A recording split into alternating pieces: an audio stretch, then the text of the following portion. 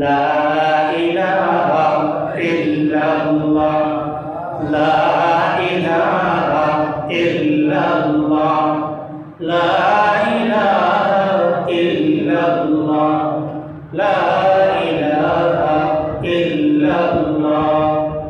নাই কোনো মাবুদ আল্লাহ ছাড়া, নাই কোনো মাবুদ আল্লাহ ছাড়া, শুধু লা ইলাহা ইল্লাল্লাহ, শুধু লা ইলাহা ইল্লাল্লাহ।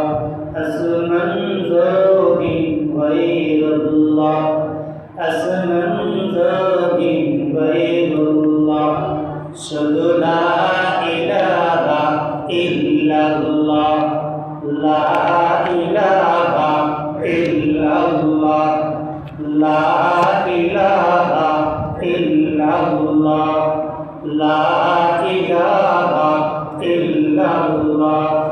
নাই কোনো মাবুদ আল্লাহ ছাড়া, নাই কোনো মাবুদ আল্লাহ ছাড়া, শুধু লা ইলাহা ইল্লাল্লাহ, লা ইলাহা ইল্লাল্লাহ, লা ইলাহা ইল্লাল্লাহ, মুহাম্মাদুর রাসূলুল্লাহ সাল্লাল্লাহু আলাইহি ওয়াসাল্লাম।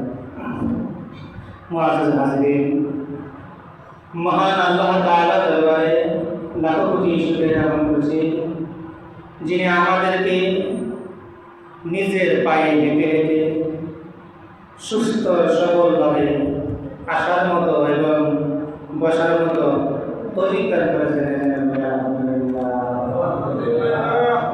আমি প্রায় সময় স্মরণ করাই দেই, কত মানুষ ছিল, নাই, আছে, থাকবে। এর অর্থ অনেক সময় ছিলাম না, আসি, থাকবো।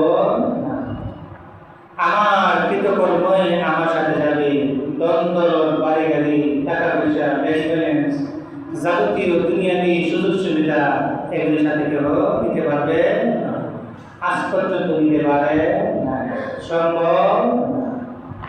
বাদশাহ জুলকারনাইন পৃথিবীর এক প্রান্ত থেকে অপর প্রান্ত পর্যন্ত সমস্ত পৃথিবীর বাদশাহ ছিল। আমরা তো বাংলাদেশে, পাকিস্তানের, ভারতের এক একজন প্রধানমন্ত্রী হয়, বা বিভিন্ন বড় বড় দেশের প্রধানমন্ত্রী হয়, কিন্তু আল্লাহ তাআলা ওনাকে সমস্ত পৃথিবীর বাদশাহ বানাইছে। এরপরেও তিনি দুনিয়া আখিরাত একসাথে করে নেন। দুনিয়াকে দুনিয়াতে রাখছেন, আখিরাতকে আখিরাত হিসেবে রাখছেন। উনি এত বড় রাজত্ব করিয়া আখিরাত বলে যান নাই। সর্বক্ষেত্রে আল্লাহকে আজিজ নাজির মনে করে আল্লাহ পাক যেভাবে খুশি হবেন ওইভাবে কাজগুলি করবেন। আর আমরা দুনিয়ার খায় খেতে ব্যবসায়ী করে, নিজের প্রকৃতির চাহিদাই করে, নিজের ইগুর উপর ভর করে, রাগের উপর ভর করে, নিজের গোষ্ঠীর উপর ভর করে, ক্ষমতার উপর ভর করে আমরা আল্লাহকে বলে যাই, রাসূলের আদর্শকে বলে যাই আমি যে একজন মুসলমান, আমাকে আল্লাহ দরবারে প্রত্যেকটা আমলের, কাজের, জীবনের পদক্ষেপের বিচার দিতে হবে, হিসাব দিতে হবে। এই কথা আমরা প্রায় সময় বলে ফাঁকে ফাঁকে মনে হয় এই জন্য মসজিদে আসি। মসজিদ থেকে বের হলে আর কিছু মনে লাগে। অনেক সময় মনে হয় মসজিদে আসলেও আমার শরীর এখানে থাকে, মন থাকে বাইরে। এখানে মুহাদ্দিসিনে কেরাম বলছেন যে নামাজে মন থাকে না, দেহ আছে মন নাই, এই নামাজ কবুল হয়। অনেক সময় অনেক প্রশ্ন করে যে এত নামাজ পড়ি, যা করি, এত নামাজ পড়ে এরপরে গুনাহ করে কেন? কারণ একটাই, নামাজে মনোযোগী, যেখান থেকে আল্লাহর ভয়, তাকওয়া, যেখান থেকে আল্লাহর মহব্বত সৃষ্টি হইল, ওই জায়গাটা আইসো বাহিরের দিশা চলে। কই রাকাত পড়ছি ইমাম সাহেব, এটা বলা যায় ইমাম সাহেব 3 রাকাত পড়ে গেছে গা, তাহলে তাকবীরের মতো লোক নাই, বা 4 রাকাত পড়ে দাঁড়ায় গেছে গা, একজন লোক পাওয়া যায়, দিবে কি দিবে না সন্দেহ লাগে। কারণ সন্দেহ লাগবে না কেন? মনোযোগ এখানে এই জন্য আমার প্রত্যেকটা কাজ, আমার প্রত্যেকটা পদক্ষেপ যদি আমার রাসূলের সুন্নত তরিকায় না হয়, তাহলে এই জিন্দেগিতে আমি দুনিয়াতেও শান্তি পাবো না, আখিরাতেও শান্তি পাবো না।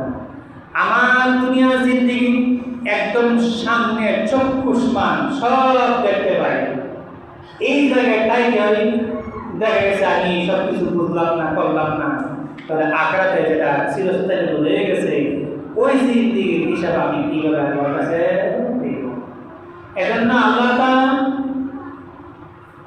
সূরা বানী ইসরাঈলের মধ্যে যে আয়াতগুলি আমি ধারাবাহিকভাবে আলোচনা করতেছিলাম, ওই আয়াতগুলির মধ্যে আল্লাহ পাক আরশে আজিমের মধ্যে যে হুকুমগুলি আল্লাহ পাক কিয়ারে হাবিবকে দিয়েছিলেন, ওই কথাগুলি সূরা বানী ইসরাঈলের মধ্যে আছে। এই কথাগুলির ধাপ বা বিভাগ হলো দুইটা, এক আল্লাহর হক, দুই বান্দার হক। আল্লাহর হক টোটাল এখানে 14টা হক বলা হয়েছে। 14টা হকের মধ্যে এক নম্বর হকের কথা আল্লাহ নিজের হকের কথা বলছে। কি বলছে? ওয়াকাদা রাব্বুকা আল্লা তা'বুদু ইল্লা ইয়্যাহু ওয়া বিল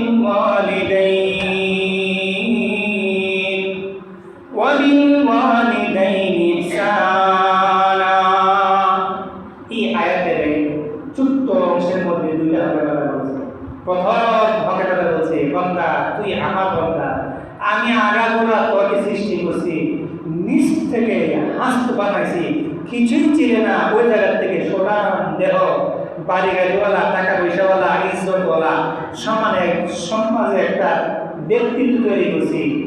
মনে রাখবে, আমাকে ইবাদত করবে, আমাকে মানবে, এখানে কোনো ছাড় নাই।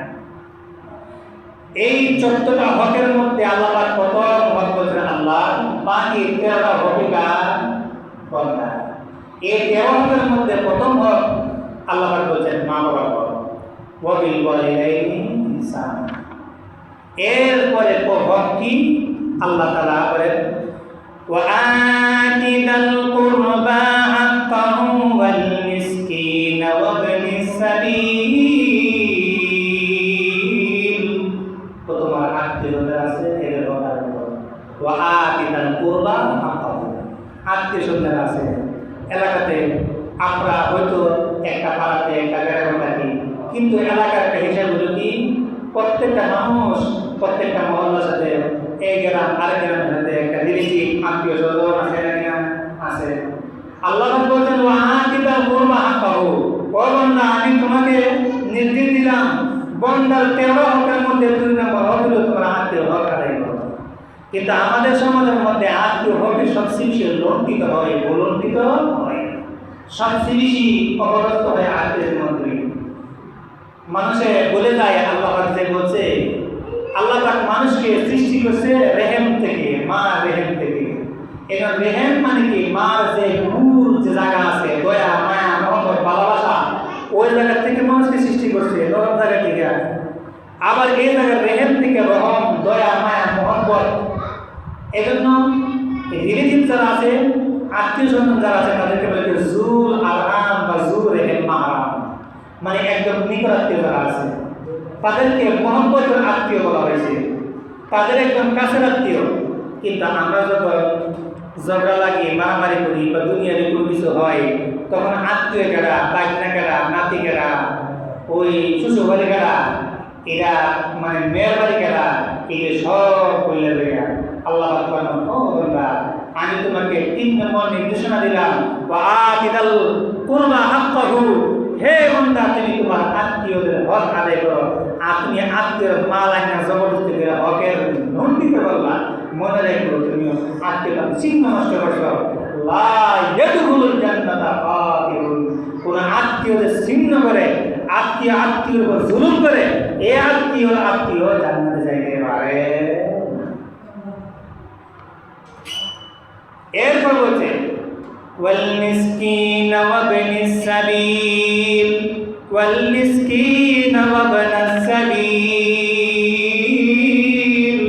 এরপর মিসকিন যারা আছে, ওয়া ইবনাস সাবিল, গরিব কোটিক বিভিন্ন দূর থেকে আসছে, হয়তো টাকা পয়সা নাই, আর্থিক অবস্থা ভালো লাগাতে, কিন্তু একটা হঠাৎ অসুস্থ হয়ে গেছে, টাকা পয়সা নাই, আসলে কি বলতে পারে না, রোডে সেট হয়, বকার প্রশস্ত হয়ে যায়, তখন দেখা যায় কি তাকে হাসপাতালে নেওয়া, চিকিৎসা করার দায়িত্ব এলাকার দায়িত্ব করে। গ্রামে হয়তো কিছুটা আছে বিপদে লাগায় যায়, কিন্তু শহরাঞ্চলে এরকম কিন্তু কেউ নাই। অ্যাক্সিডেন্ট হয়েছে বা চোর ডাকাত ধরছে, আগে যায় না। আল্লাহ ফরমান, তুমি যখন আত্মীয়তা বজায় রাখবা, আত্মীয় না গরিব মানুষ, এটা আমার পক্ষ থেকে তোমার আত্মীয় বানাই দিলাম। তোমার রক্তের আত্মীয় না, এটা আমার পক্ষ থেকে নির্দেশনা। আমার পক্ষ থেকে অন্যার সাবিল দূর দূরান্ত থেকে সফর করতে আসছে, তার সুখে দুঃখে বিপদ আলাদা আগে যাবা, আমি আগে যাব। সুবহানাল্লাহ। হাদিসে আছে, আল্লাহ নবী হাদিসে কুদসি ভাষা ফরমান, কোন বান্দা যদি অপর বান্দার জন্য এক বিপদ আগে আসা, এক বিপদ মানে বড় হাত, আল্লাহ তাআলা ফরমান, আমি আল্লাহ তাআলা মানে এক হাত আগে যাই রহমত বরকত নিয়ে। সুবহানাল্লাহ। যদি কেউ হাইটা আসে, আমি আল্লাহ হর বলাতাম দৌড়ে আসি বান্দার কাছে। কিন্তু আমরা এটা করি, বিপদে হলে হাসি, বিপদে হলে আরো মজা লাগে, বিপদে ফলাফলের জন্য চেষ্টা করি। এই জন্য কি হলো ফলাফল, কি হলো ফলাফল, সে যদি কোনো আছে ওই আমি মজা করে উপহাস করে তাকে হিংসা করে তার সাথে দুশ্মনী করে আমার দিন যে নষ্ট হয়ে গেছে, আমি যে এখন স্বামীকে মজা নিতেছি, এর যে একটা দুনিয়াতে আখেরাতে এটা অবাল শাস্তি ভোগ করতে হবে। আল্লাহ নাফরমানি হইল এটা আমি বইলা যায়। আমি আল্লাহকে স্মরণ করে মানুষের উপকার করব, আমি আল্লাহ রাসূলকে স্মরণ করে আদর্শ মেনে মানুষের উপকার করব, তাহলে আমি আমার মুসলমানকে ক্ষমা পাবো। আল্লাহ তাআলা কত সুন্দর ইসলাম ব্যবস্থা দিয়েছেন, যেখানে প্রত্যেকটা জিনিসের সুন্দর সুন্দর সমাধান আছে। কিন্তু আমরা যদি সমাধান তো বুঝি না, বরং সমাধানের মধ্যে লাগায়া দেখেন, সমাজে যখন ঝগড়া হয়, আল্লাহ পাকের নির্দেশনা কিন্তু আছে, দুই দলের ঝগড়া হচ্ছে, আল্লাহ পাক তৃতীয় দলকে কথা দুই গোষ্ঠী ধরে গেল, তৃতীয় গোষ্ঠী যারা আছে তাদেরকে দায়িত্ব হলো এই দুই গোষ্ঠী কি করা, থামাই দেওয়া, ঝগড়া থামাই দেওয়া। নেতা নেতা যারা আছে তারা থামাই দিতে তাদের দায়িত্ব। হাদিসে নবী ফরমান, আলা কুল্লুকুম রাইন ওয়া কুল্লুকুম মাসউলুন আন রাইয়াতিহি। নবীজি ফরমান, ও আমার বান্দা, ও আমার উম্মতেরা রে, তোমরা প্রত্যেকটা মানুষের জন্য এক একজন রাখাল যেরকম ভাবে সে বন্ধন করে গিয়া তার ছাগল ভেড়াগুলিকে সংরক্ষণ করে কুকুর থেকে, বাঘ থেকে, বন্দুক থেকে যেরকম তার মাছ মানে গোটায় নিয়ে আসে, বিপদ এলাকায় যায় না, বিপদ আসলে সেটাকে মোকাবেলা করে। আল্লাহ রাসূল ফরমান, ও আমার উম্মতেরা জানিয়ে রাখো, প্রত্যেকটা বান্দা তুমি তোমার ঘরের মধ্যে রাখাল, প্রত্যেকটা ঘরের মধ্যে যে কর্তা আছে সেই ঘরের রাখাল, আর যে মেম্বার হয় ওয়ার্ড রাখাল, চেয়ারম্যান ইউনিয়নের রাখাল, আর এমপি হলে ফুল টানা আসনের রাখাল, মন্ত্রী সারা দেশের রাখাল, সব গোছায় রাখতে হবে। এখানে আলে বলেও তার গোষ্ঠী ফুল রাখা। আপনার মনে মনে খুশি হইতে পারেন, বারবার আমি কিন্তু ঝগড়া নিয়ে বেশি আলোচনা করি, কি লিগা ঝগড়া হয় বেশি, আমি কথা লাগি আমার কথা চাইলেন আমি আর ওয়াজ কথা দরকার নেই। আমি যত ঝগড়া বেশি নিয়ে ওয়াজ করছি পর্যন্ত আমার মনে হয় না এলাকায় বড় আলেম ওলামা আছে আমার সঙ্গে পরিমাণ কেউ ঝগড়া নিয়ে হয়তো বারবার ওয়াজ করছে। কেন? এ কারণ আছে, আপনারা এর উত্তরটা বুঝে যাবেন। আল্লাহ পাক এক আয়াতের মধ্যে সাথে বলেন, ফালাউলা নাফারা মিন কুল্লি ফিরকাতিন তাইফাতুন মিনহুম ইয়াতাফাক্কাহু ফিদ-দীন ওয়া ইউনযিরু কওমাহুম ইযা রাজাউ ইলাইহিম লাআল্লাহুম ইয়াহযারুন। আল্লাহ পাক আয়াতের মধ্যে সাথে বলেন, ও আমার বান্দারা জেনে রাখো, প্রত্যেকটা গোষ্ঠীর মধ্যে আমি ধর্মীয় শিক্ষাকে দুই ভাগে বিভক্ত করে দিলাম।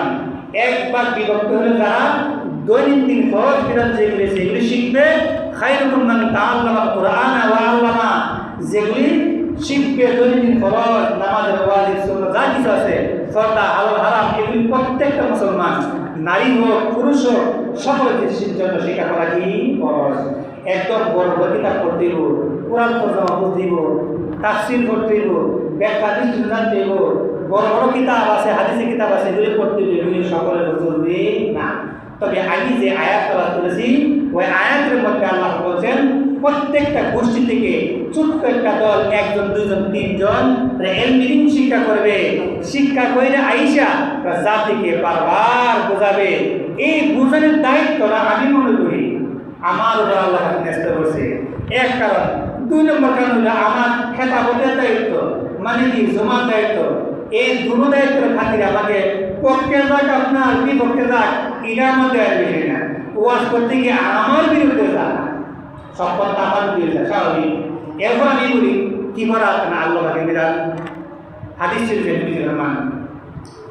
মান রাআ মিনকুম মুনকারান ফালইউগাইয়ির বিয়াদিহি ফাইন লাম ইস্তাতি' ফাবিলিসানিহি ফাইন লাম ইস্তাতি' ফাবিকলবিহি যালিকা আদআফুল ঈমান। আল্লাহ নবী ফরমান সমাজের মধ্যে যারা নেতৃত্বের লোক আছে, বিশেষ আলেম-ওলামা যারা আছে, যে হাইসিয়তে যে অবস্থানে আছে প্রত্যেকে ওই অবস্থা থেকে কথা বলতে হবে। প্রথম কথা হচ্ছে তোমাদের মধ্যে কোনো কিছু মুনকার শরীয়তের গর্হিত কাজ থেকে, শরীয়তের নিষিদ্ধ কাজ থেকে করতেছে, সে যদি লাঠি শক্তিওয়ালা হয়, মেম্বার চেয়ারম্যান মাতাব্বর বা গোষ্ঠীওয়ালা ক্ষমতাধর টাকাওয়ালা পয়সাওয়ালা, সে লাঠি দিয়ে বাধা দিতে পারবে। এরকম বাধা দেওয়ার দায়িত্ব আল্লাহ নবী প্রথম ওই ব্যক্তিটাকে দান করছে। আর আমাকে দায়িত্ব দিচ্ছে কি, আমি লাঠি নিয়ে পারতাম না, আমি বাইরে করতাম না, আমাকে দিচ্ছে এলেম দিয়ে বুঝাইয়া দায়িত্ব পালন করা লাগে। আয়াতে বলছে 3-4 জন থেকে 3-4 জন গিয়ে শিক্ষা করে বোঝাইবে, এই 3-4 জন আমি একজন। আবার হাদিসে বলছে লাঠি নিয়ে যাবে, আপনারা যারা আছেন তারা বাঙাইতে হবে, বোঝাইতে হবে। এরপর তিনি বলেছে কি ফাইনাল নেস্তাতি ফাবিলিসানি, এই সক্ষম না হয় তো জবান দিয়া, আমি জবান দিয়ে আপনাদেরকে বোঝাইবার পার, নতুবা আল্লাহ পাক আমাকেও ধরবেন আপনাকে ধরবে। কেন বোঝাইলাম না? এখন মানলে কামিয়াব, না মানলে কিছু করার নেই। এটা তো আগে দিব আমার দায়িত্ব, আমি কোনটা চেষ্টা করবো। এজন্য আল্লাহ তাআলা দেখেন আত্মীয়তা বন্ধন ছিন্ন না করার জন্য তৃতীয় নির্দেশনা দিয়েছেন কি وآت ذا القربى حقه والمسكين وابن السبيل ولا تبذر تبذيرا।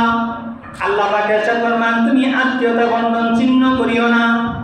ইয়েতিম মিসকিন যারা আছে, ইবনে সাবিল যারা আছে, তাদের সাথে সুন্দর আচরণ করো, তাদের সাথে ভালো আচরণ করো।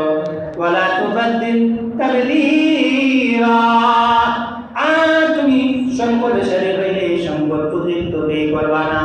সমাজের মধ্যে কিছু মানুষ আছে হঠাৎ করে বেশি পরিমাণ টাকা হয়েছে, হইতে পারে হয় খাওয়া দাওয়ার ক্ষেত্রে বেশি পরিমাণ খায় নষ্ট করে, আবার পড়ার ক্ষেত্রে বেশি কাপড় পরিধান করে নষ্ট করে, অতিরিক্ত ব্যবহার অতিরিক্ত খরচা করে। সাথে যে পরিমাণ আছে যতটুকু লাগবে এর চেয়ে বেশি পরিমাণ খরচা করে। আল্লাহ ফরমান ওয়ালা তুবাদ্দির তাবদীরা, ও বান্দা আমি তোমাকে টাকা দিয়েছি, পয়সা দিয়েছি, তুমি তোমার যতটুকু প্রয়োজন ততটুকু ব্যবহার করো, এর চেয়ে অতিরিক্ত ব্যবহার করিও না। জানিয়ে রাখিও পৃথিবীর মধ্যে কত মানুষ কত দেশের মধ্যে না খাই আছে। আফ্রিকা সহ বিভিন্ন যে সমস্ত গরিব এলাকা আছে, ওই সমস্ত গরিব এলাকাকে দিন তারা খাইতে পায় না। 3 বেলা তো ওই দেশে যাওয়া লাগবে না। বাংলাদেশের মধ্যে অনেক সময় সংবাদ আসে মুরব্বী বৃদ্ধ হয়ে গেছে, ভিক্ষা করে ছোট্ট একটা দোকান চালায়। 3 বেলা তো খাবে দূরের কথা, 1 বেলা বা 2 বেলা তো মধ্যে পানি ভাত, সকালে ভাত করলে সারাদিন এই ভাত খায়, আবার রাত্রবেলা এই ভাতকে পানি দিয়ে ভিজা রাখে, সকালবেলা খায়, লবণ দিয়া মরিচ দিয়া খায়। ও বন্ধা তুমি কি লক্ষ্য করো না তোমার যে এলাকার মধ্যে কত মানুষ আছে, তোমার দেশের মধ্যে কত মানুষ আছে এবারে কষ্ট করতেছে, আর তুমি বিলাসিতা করো, বেশি পরিমাণ খরচ করো। জানিয়ে রাখো রে একদিন এই টাকা পয়সা থাকবে না, একদিন কিন্তু আমার কাছে সব টাকা পয়সার হিসাব দিতে হবে। সুবহানাল্লাহ। আল্লাহ রাব্বুল আলামিন এর পরবর্তী আয়াতের মধ্যে ফরমান ইন্নাল মুবাযযিরিন কানু ইখওয়ানা শায়াতিন। ও আমার বান্দা তোমাকে আমি টাকা পয়সা বেশি দিলাম, তুমি বেশি খরচা করলা, কালি সারাদিন গোস্ত খাইলা, মাছ খাইলা, দামি দামি জিনিস খাইলা, কিন্তু তোমার ভাইয়ের খবর নাই, তোমার মার খবর নাই, তোমার ফুফু আম্মার খবর নাই, তোমার আত্মীয় স্বজন কত মানুষ আছে কষ্ট করতেছে, তাদের কোনো খোঁজ খবর নাই। বালা করে কাপড় কিনতে পারে না, দিন যায় ঈদ যায়, দুটো ঈদ যায়, কাপড় কিনতে পারে না, দিন যায় মাস যায়, বাজার করতে পারে না, তুমি দামি জিনিস খাও। জানিয়ে করে বান্দা, ইন্নাল মুবাদ্দিরিন কানু ইখওয়ানাশ শায়াতিন, যারা এভাবে অপচয় করে তারা শয়তানের ভাই। শয়তানের ভাই বলছে, শয়তানই কি করে মনে মনে প্রশ্ন থাকে যে আমরা তো অনেকে আরব দেশে থাকছি, হ্যাঁ বেশি নষ্ট করে কি করে না? দেখছেন নি আরব দেশে বেশি নষ্ট করে। এখন কি কয় তার দুঃখের বিষয়, কত কথা বলে কথা লম্বা হয়। আল্লাহ পাক নবী যে কই জায়গা দিয়েছে, বরকত দিয়েছে, দোয়া করছে, বাবা ইব্রাহিম দোয়ার বদলত বাবা এবার দোয়া করে গেছে, আল্লাহ এই শহরের মধ্যে মক্কা নগরীতে এলাকাতে রহমত বেশি দিব। এটা আমার বাবা ইব্রাহিমের দোয়া, আমার বাবা বিশ্ব স্তরের কায়নাতের দোয়া, হ্যাঁ দোয়ার ফলাফল ভোগ করতে যায়, কিন্তু শাস্তি ভোগ করতে বলা হবে না। আর আমি থাকবো কিন্তু আল্লাহ হুকুম মানবে না, শাস্তির ভোগ করতে হবে। ওই জায়গায় যেরকম আবু বকর, ওমর, উসমান সাহাবী আছে, যাদের দোলা নাকের দোলা, গুড়ার যে দোলা আছে, দোলা সম্পর্কে আমরা না, ওই জায়গায় কিন্তু আবু জাহেল ছিল। ভালো আছে মন্দ আছে, যদি বেশি ভালোই থাকতো তাহলে নিজে ওই জায়গায় পাঠাইতেন না, বা বেশি খারাপ দিকে সর্বোত্তম মানুষ ওই জায়গায় পাঠাইছে। এই জন্য আরব দেশে কি হয়েছে না হয়েছে দেখা বেশি না, আমি কিভাবে চলবো, আল্লাহ আমাকে কি নির্দেশনা দিয়েছে ওইটা আমাকে খেয়াল করতে হবে। প্রিয় হাজিরিন, আল্লাহ তাআলা ইরশাদ ফরমান, ও আমার বান্দারা, তোমরা যে সমস্ত টাকা পয়সা খরচ করো এগুলো কিন্তু করবে না বেশি পরিমাণ টাকা পয়সা খরচ করলে শয়তানের ভাই হয়। ওয়া কানা শাইতানু লিরাব্বিহি কাফুরা, আর শয়তান তার রবকে কুফরি করছে, অস্বীকার করছে। শয়তানের ভাই হয়ে গেলে মানে তুমি শয়তানের সাথে জাহান্নামে যাইবা। এরপরে আল্লাহ ফরমান, ইম্মা তুরিদান্না আনহুম ইবতিগা রাহমাতিন মির রাব্বিক তারজুহা ফাকুল লাহুম কাওলান মাইসুরা। আল্লাহ ফরমান, ও বান্দা, তোমার আত্মীয়স্বজন যারা আছে তাদের সাথে আত্মীয়তা বজায় রাখবা, তাদের সাথে টাকা পয়সা লেনদেন সুন্দরভাবে করবা, হক পাওয়া থাকলে হক দিয়া দিবা, জায়গা জমি জবরদস্তি দখল করে রাখবা না, টাকা পয়সা থাকলে টাকা পয়সা দিয়া দিবা, হক পাওয়া থাকলে হক দিয়া দিবা, আটকায় রাখবা কিন্তু আমি আল্লাহর কাছে তুমি আটকায় যাইবা। আল্লাহর কাছে কি বলতে হবে? হয়তো শক্তি সামর্থ্য আমার একটু পক্ষে জয় জয়কার, এই জয় জয়কার একদিন থাকবে, ধরা খাইতে হবে। এজন্য আল্লাহ তাআলা ইরশাদ ফরমান, যদি তোমার আত্মীয় স্বজনের সাথে সুন্দর আচরণ করতে গিয়া তোমার টাকা পয়সা কম হয়, দিতে পারো না, সমস্যা যদি থাকে তাহলে খুব সুন্দর করে বোঝায় দাও। তোমার বোনকে সুন্দর করে বোঝাও, ভাইকে সুন্দর করে বোঝাও, ফুফুকে বোঝাও, কালাম্মাকে বোঝাও, চাচাকে বোঝাও, নিজের আত্মীয় স্বজনদেরকে বোঝাও আমার নাই, যদি ব্যবস্থা হয় আমি দেওয়ার চেষ্টা করবো ইনশাআল্লাহ। সুন্দরভাবে তাদেরকে বোঝায় দাও। এর আল্লাহ রাব্বুল ফরমান, ফাকুল লাহুম কাওলান মাইসুরা, তাদের সাথে সুন্দর আচরণ করো, তারা কিন্তু তোমার রক্তের আত্মীয়। ওয়ালা তাজাল ইয়াদাকা মাগলুলাতান ইলা উনুকিক ওয়ালা তাবসুতহা কুল্লাল বাসতি ফাতাকুনা মালুমান মাহসুরা। আল্লাহ রাব্বুল আলামিন এই আয়াতের মধ্যে দুটি নির্দেশনা দিয়েছেন। দুটি নির্দেশনা কি? একটা হলো, ও বান্দা, তোমার টাকা পয়সা আছে কিন্তু এত কিপটামি করিও না যে কিপটামি করার কারণে নিজের পরিবার, বাচ্চা, মা বাবা সব কষ্ট করে।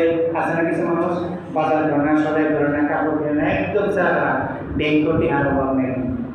আল্লাহ ফরমান, ওয়ালা তাজাল ইয়াদাকা মাগলুলাতান ইলা উনুকিক, তোমার দুইটা হাতকে গোটাই একদম বল দেশে রাখি দিও না, একদম আটকে রাখি দিও না, কিপটামি চূড়ান্ত পর্যায়ে কিপটামি করিও না। ওয়ালা তাবসুতহা কুল্লাল বাসতি, আবার এরকম ভাবে বিছায়া দিও না, খালি খাবার তারা দেয়, খালি খাবার তারা দেয়, খালি কষ্ট করে, খালি কষ্ট করে। ইনকাম হয় 10 টাকা, কষ্ট করে 12 টাকা 14 টাকা, আছে না কিছু আছে, সব জায়গাতে নাই। ইনকাম যত এর চেয়ে বেশি কষ্ট করে, বেশি পরিমাণ কষ্ট করে। আল্লাহ ফরমান, যদি ইনকাম যত পরিমাণ হয় এই পরিমাণ কষ্ট করবা, যদি এর চেয়ে বেশি কষ্ট করো ফাতাকুদা মালুমান মাহসুরা। এমন একদিন আসবে হঠাৎ করে তোমাকে দেশ থেকে চলে আসতে হবে। এমন একদিন আসবে যেদিন তুমি ইনকাম করতে পারবে না, তখন তো তোমার হাতে টাকা থাকবে না। ওই সময় তুমি একদম সীমাবদ্ধ হয়ে পড়বে, মানুষের কাছে লজ্জিত হইয়া হাত পাততে হবে। ওই দিন আসার আগে আগে তুমি সীমিত আকার কিছু সঞ্চয় করিও। সুবহানাল্লাহ। আল্লাহ সঞ্চয় কথা বলছি, যে সঞ্চয় করলে নিজের ভবিষ্যৎ কিছু কি ঠিক থাকে। কিন্তু আমরা বেশি সঞ্চয় করতে করতে, ব্যাংক ব্যালেন্স বাড়ি করতে করতে, চিন্তা করতে করতে হালাল হারাম কিছু বাদ রাখি। আল্লাহ তাআলা পরবর্তী আয়াতের মধ্যে সাফরমান, আল্লাহ তাআলা সাফরমান, ইন্না রাব্বাকা ইয়াবসুতুর রিজকা লিমান ইয়াশা ওয়া ইয়াকদির ইন্নাহু কানা বিইবাদিহি খাবীরান বাসীরা। আল্লাহ তাআলা সাফরমান, ও বান্দা, তোমাকে আমি টাকা দিয়েছি, আবার তোমার ভাইকে আমি গরিব বানিয়ে দিয়েছি। গরিব বানানো এটা আমার অধিকার, আবার তুমি বানানো এটা আমার অধিকার। ইন্না রাব্বাকা ইয়াবসুতুর রিজকা লিমান ইয়াশা। বান্দারে, যে রিজিক আমি তাকে বাড়ায় দেই, এটা লিমান ইয়াশা, আমি যাকে চাই তাকে বাড়ায় দেই। আবার কাউকে গরিব বানায় দেই। আমি তাকে সম্পত্তি কম দেই। একই মার গর্ভে দেখা যায় 5 ভাই, 6 ভাই, 7 ভাই হয়। একজন বা দুইজন ধনী আর বাকিরা গরিব হয়। একই মার ঘরে সন্তান হয় সত্য। এত ব্যবধান কেন হলো? আল্লাহ ফরমান, বান্দারে, ইন্না রাব্বাকা ইয়াবসুতুর রিজকা, আমি আল্লাহ যাকে ইচ্ছা লিমান ইয়াশা, যাকে ইচ্ছা রিজিক আমি বাড়ায় দেই। ওয়া ইয়াকদির, আমি ইচ্ছা আমি তাকে কমায় দেই। বাড়ায় দিলে বেশি খরচ করতে পারবে না, আবার যাকাত দিতে হবে, এটা তোমাকে দিয়ে রাখতে হবে। ওয়া ইয়াকদির, আবার আমি যাকে গরিব বানাইছি তাকেও খেয়াল করতে হবে। এই কঠিন মুহূর্তে তুমি কিন্তু চুরি করতে পারবে না, ডাকাতি করতে পারবে না, জুলুম করতে পারবে না, মানুষের মানসি নাই আনতে পারবে না। আল্লাহ দুজনকে বিধান লাগাই দিয়েছেন। সুবহানাল্লাহ। এরপর আল্লাহ রাব্বুল আলামিন ফরমান, ইন্নাহু কানা বিইবাদিহি খাবীরান বাসীরা। ও বান্দা, তুমি বারবার অভিযোগ করো আমার টাকা নাই, পয়সা নাই। বান্দারে, আমি কিন্তু জানি তোর টাকা নেই, পয়সা নাই। আবার দেখা যায় কারো বেশি কারো কম। তুমি আফসোস করো, আল্লাহ তাকে বেশি দিয়েছে, আমাকে কম দিলা। না না, ইন্নাহু কানা বিইবাদিহি খাবীরান বাসীরা। বান্দারে, আমি এই জায়গার মধ্যে দুটি সিফত লাগাই দিলাম। খাবীর, খাবীর মানে হলো আমি সব খবর রাখি। বাসীর, আমি সব দেখি। থেকে যেটা যোগ্য মনে করি সেটা আমি নসিব দেই, যাকে সম্পত্তি দেই আর যাকে কম দেই, এটা পরীক্ষা। যাকে টাকা বেশি দেই এটা হলো সুখের পরীক্ষা, যাকে টাকা পয়সা কম দেয় সেটা দুঃখের পরীক্ষা। কিন্তু সুখের পরীক্ষা বেশি সম্মুখীন হওয়া লাগে, বিপদ আপদ বেশি আসে আখিরাতে। আর দুঃখের পরীক্ষা দুনিয়াতে বিপদ আপদ আছে বেশি, কিন্তু সহজ হয়ে যায় আখিরাতে। ওয়ালা তাকতুলু আওলাদাকুম খাশিয়াতা ইমলাক। আল্লাহ পাক বান্দা, তুমি সন্তানদেরকে রিজিকের বয়ে খাওয়াইলা, দুধ থেকে কথা বলে সন্তানদেরকে হত্যা করিও না। সমাজের মধ্যে যারা মুরব্বী যারা আছেন, বুঝেন, 1টা 2টা 3টা 4টা বাচ্চা হলে এরপরে পেরেশানি বাইরে লাগা। আমার 3টা 4টা বাচ্চা হয়েছে, এগুলিকে খাওয়াবো কিভাবে? আল্লাহ ফরমান, বান্দারে, ওই সমস্ত বাচ্চাদেরকে আমি রিজিক দেই, যেরকম ভাবে আমি তোমাকে রিজিক দিছি। রিজিক আমি তোমাকে দুনিয়াতে পাঠানোর আগে হাজার হাজার বছর আমি কি করবে লৌহি মাহফুজে আমার কলম দ্বারা সব কিছু লিখে রাখছি।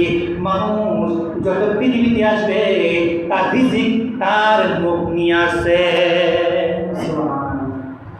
মানুষ তার মুখ যেরকম আছে, প্রত্যেকটা মানুষের রিজিক মুখ নিয়ে আসছে, মানে রিজিক নিয়ে আসছে। কম হোক বেশি হোক, তার রিজিক তাকে খাইতে হবে। বিশ্বনবী ফরমান, একটা মানুষ ততক্ষণ পর্যন্ত মরতে পারবে না, মরার চেষ্টা করলে মরতে পারবে না যতক্ষণ পর্যন্ত একটা দানা তার কপালে লেখা আছে। যতক্ষণ পর্যন্ত ওই দানা তার পেটের মধ্যে না যাবে, খাদ্য তার পেটে না যাবে ততক্ষণ পর্যন্ত একটা মানুষ মরতে পারে না, মরবে না। আবার খাদ্য শেষ হয়ে গেছে, তখন খাদ্যের ফেরেশতা আল্লাহ ধরে বলে, আল্লাহ তুমি আমাকে খাদ্যের দায়িত্ব দিয়ে দিয়েছিলা, পৃথিবীর দিক দিগন্তে জায়গায় আমি এমন কোনো জায়গায় যাই নাই যেই জায়গায় এই বান্দার জন্য আমি খাদ্য তালাশ করি নাই। খাদ্য আমি জায়গায় গিয়েছি, সব জায়গায় খাদ্য আছে, কিন্তু এই বান্দার বরাদ্দ কোনো খাদ্য নাই। লোকটা তো বয়স কম, লোকটা তো বয়স বেশি হয় নাই, খাদ্য কেন কম আল্লাহ তুমি ভালো জানো। মাহবুব আমার যে দায়িত্ব ছিল, যে খাদ্য দায়িত্ব বরাদ্দ ছিল, আমি পৃথিবীর দিক জীবন থেকে ঘুরে দেখছি তার আর কোনো খাদ্য নাই। আমি আল্লাহ আমাকে ক্ষমা করো, বন্দাকে ক্ষমা করো। এভাবে বলার পর আল্লাহ বলবেন, ও বান্দা জানিয়ে রাখো, ও আমার ফেরেশতারে, তার যেই পরিমাণ খাদ্যের বরাদ্দ ছিল সেই পরিমাণ শেষ হয়ে গেছে, তোমার দায়িত্ব শেষ হয়ে গেছে, ও চিরে সে মারা যাবে, আমার আল্লাহ দরবারে সাক্ষ্য হাজিরা দিতে হবে। এজন্য প্রিয় হাজিরিন, আমরা বেশি সন্তান হলে করতে খাওয়াবো একথা মনে করে একটা কুফরি, বিভিন্নভাবে বিভিন্ন পদ্ধতি অবলম্বন করা, বাচ্চা নষ্ট করা, বিশেষ করে করবে যখন বাচ্চা ওই বাচ্চাকে নষ্ট করা কুফরি, ওই বাচ্চাকে নষ্ট করা সন্তান হত্যা সমপরিমাণ। এই জন্য আল্লাহ তাআলা শতমান ওয়ালা তাকতুলু আওলাদাকুম, ও আমার বান্দারা তোমাদের সন্তানদেরকে হত্যা করিও না। কিসের ভয়ে? খাশিয়াতা ইমলাক, তোমার সন্তানকে কুত্তে খাওয়াইবা, এই ভয়ে তোমার সন্তানকে তুমি হত্যা করিও না। একটা ঘটনা, শুধু একটা ঘটনা বলে শেষ করে দে। ঘটনা একটা সোশ্যাল মিডিয়ার মধ্যে ভাইরাল হয়েছে। কি ঘটনা? ঘটনা হলে একজন খেলোয়াড় আছে, রোনালদোর নাম শুনছেন, এমন লোক নাই আছে নাকি? নাই আছে। কেন বলতেছি? শিক্ষণীয় একটা ঘটনা। তার একটা ফ্যামিলি, ছোট্ট একটা ফ্যামিলির মধ্যে তার খাওয়ার মতো কোনো ব্যবস্থা নাই। রোনালদো যখন তার মার গর্ভে আসে, বাবা বলে বাচ্চা নষ্ট করে ফেলে দাও, কারণ আর বিভিন্ন ইউরোপ কান্ট্রির মধ্যে বাচ্চা নষ্ট করে ঢুকিয়েছি ব্যাপার। মা বলে না, আমি বাচ্চা নষ্ট করতে পারবো না, যে বাচ্চাকে আমি আমার পেটে গর্ভধারণ করছি সেই বাচ্চাকে নষ্ট করবো না, আমি এই বাচ্চাকে লালন পালন করবো, যত কষ্টই হোক সেই বাচ্চাকে আমি লালন পালন করবো, এই বাচ্চাকে নিয়ে হত্যা করতে দিব না। বাবা না করলো, মা মানলো না, সে বাচ্চা জন্ম দিল। ওই বাচ্চা বিভিন্নভাবে কষ্ট করে আস্তে আস্তে বড় হয়েছে, খেলা শিখছে। দুনিয়া বিপদায় বলে বলতে হয়। কেন বলতে হয়? আল্লাহ পাক দেখায় দিয়েছে, যেই সন্তানকে খাদ্যের বয়ে হত্যা করতে গিয়েছিল বাবা, ঘরের মধ্যে কোনো খাদ্যের ব্যবস্থা নাই, একদম দুর্বল অবস্থা, বাকি যে সন্তান আছে তারা কুত্তে খাবে, ওই সন্তানদেরকে খাওয়াতে গিয়ে হিমশিম খায়। আল্লাহর পরিকল্পনা অত্যন্ত সুন্দর পরিকল্পনা। বান্দা যখন দুনিয়াতে আসলো, সেও ছোট্ট করে একটা কষ্ট করলো। একটা সময় দেখা গেল সে খেলাধুলা শিখলো, খেলতে গিয়ে এমন খেলা খেললো, সারা বিশ্বের মধ্যে এমন কোনো খেলা নাই, এমন কোনো মানুষ নাই যে মানুষ তাকে চিনে না। আল্লাহ পাক চিনে গেছে। কেমন সম্পত্তি দিয়েছে, তার ব্যক্তিগতভাবে বিমান আছে, ব্যক্তিগত বাড়ি আছে, ব্যক্তিগতভাবে সব কিছু আছে, শত শত কোটি টাকার গাড়ি আছে, শত শত কোটি টাকার সে কি আছে, বিমান আছে। আফসোস করে বলে যে আল্লাহ আমাকে দুনিয়াতে এত কষ্ট করছি, এত সম্পত্তি আল্লাহ আমাকে দিছে, বলার বাইরে। এখানে সে যেখানে যা মাকে সবার সাথে নিয়ে যা, কারণ মা যেন সে বাচ্চা গেছে। এবার এত সম্পত্তি কে খাবে? এত সম্পত্তি খাওয়া তো লোক নাই। এই জন্য আমি যে কথা বলতে চাচ্ছিলাম, আমরা খাদ্যের বইয়ে সন্তানকে হত্যা করবো না, আবার জবরদস্তিমূলক জোর জবরদস্তিভাবে মানুষের মালও সিনায় আনবো না। মানুষের মাল যারা আমরা সিনে আনছি, আল্লাহর ওয়াস্তে এই সমস্ত গুনাহ জীবনও মাফ হবে না। নামাজ পড়ছেন না, রোজা রাখছেন না, হজ করছেন না, এই যে ইবাদতগুলি আছে এগুলি মাফের সুরত আছে। আপনি মনে মনে বলবেন যে আমাদের বিরুদ্ধে, আরে আমার কথা আমার লাগে, কারণ আমি তো আপনি তো আমাদের বিষয়টা বলতে হইব। আমি কথা বলতেছি, আমার প্রতি বলতেছি। মনে রাখবেন অচিরে যে নামাজ যেগুলি আছে এগুলি আল্লাহ মাফ করতে পারে। তিনি আহকামুল হাকিমিন, আরহামুর রাহিমিন, উনি ইচ্ছা করে মাফ করতে পারে। এটা স্বাভাবিক বিষয়, আল্লাহর দয়া মায়া শেষ নাই। কিন্তু বন্দার কোনো একটা টাকা সুদ ভিত্তিক হোক, ঘুষ ভিত্তিক হোক, জবরদস্তিমূলক হোক, তাকে সিনাই মাইনে হোক, একটা মিটিং বসাইয়া, একটা বডি বানাইয়া, একটা দল বানাইয়া জবরদস্তিমূলক আইন যেভাবে তাকে আনছেন মাহদুরগুলি, ওই মাহদুরগুলি সাময়িকভাবে আনছেন, এই নামাজ কবুল হবে না, এই সমস্ত ইবাদত কবুল হবে না। যদিও নামাজ করি, যদিও তাবলীগ করি, যদিও ইবাদত করি, আল্লাহ বিল্লাহ করি, কিন্তু আমার হারাম তো শরীরের ভিতরে লেগে গেছে, কিভাবে হবে? আল্লাহ নবী সাল্লাল্লাহু আলাইহি ওয়াসাল্লাম লা তাদখুলুল জান্নাতা মান বুনিয়া বিল হারাম। ও আমার উম্মতেরা রে, জানিয়ে রাখো, ওমে এমন একটা দেহ জান্নাতে যাবে না যে দেহের মধ্যে হারাম রয়েছে, মাল হারাম হয়েছে, হারাম খাইছে, সেই দেহ জান্নাতে যাবে না যতক্ষণ পর্যন্ত বান্দার হিসাব না দিবে। হিসাব দিয়ে এরপর জান্নাতে যাইতে হবে। হিসাব কিভাবে দিব? টাকা পয়সা থাকবে না, আমার যত নেক আমল আছে সবকিছু দিয়া এরপর শেষ হয়ে যাবে, আবার গুনাহগুলো নিয়ে জাহান্নাম যাওয়ার ছাড়া কোনো উপায় নাই। আল্লাহ পাক আমাদের কথাগুলি বোঝার আমল করার তৌফিক দান করুন। সর্বপ্রথম আমি মনে করি আল্লাহ পাক আমাকে আমল করার তৌফিক দান করুন। এর কথা শুনছেন, সবাইকে আমল করার তৌফিক দান করুন। দেখেন, কথাগুলি কষ্টের বিষয়, আপনার মাইন্ড করবেন না, কথাগুলি আমার না, আল্লাহ পাকের কথা। যদি আমি কথা বলতেছি আপনার আমাকে সন্দেহ করেন, তাহলে আরো ইমানের সমস্যা হবে। আল্লাহ আমাদেরকে এই সমস্ত সংশয় থেকে, ভুল ধারণা থেকে, অন্যায় থেকে বাঁচার মতো এবং জান্নাতে যাওয়ার মতো আল্লাহ তৌফিক দান করুন। আমিন ওয়া আখিরু দাওয়ানা আলহামদুলিল্লাহি রাব্বিল আলামিন।